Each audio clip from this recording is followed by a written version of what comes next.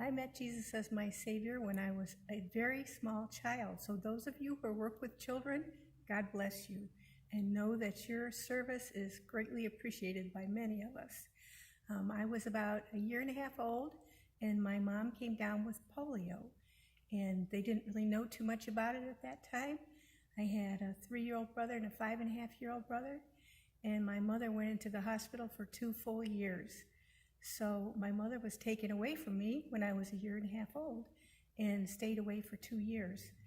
And when a neighbor from down the street had offered to take some of us children to church, to a nearby church on Sunday mornings, my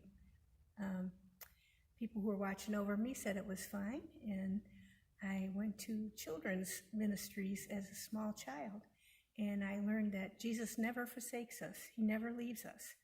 And of course, as a little child, I didn't know that my mom didn't leave me on purpose, and even though she came back 2 years later, and she had bribed the nurses to read her chart, and they had said that if she went home after 2 years, she would live 2 months and maybe 4 months. But she lived, she went in the hospital, she wasn't quite 30 yet, and she lived to be 80. So, and my father took care of her, and we all stayed together. The family stayed together. But the neighbors that took me to church,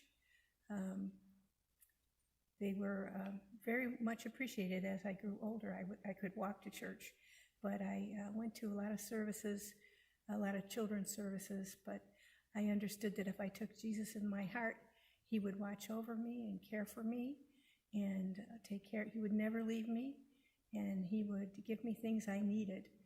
And so I took Jesus as my Savior as a very young child, and I was very glad that he's never left me.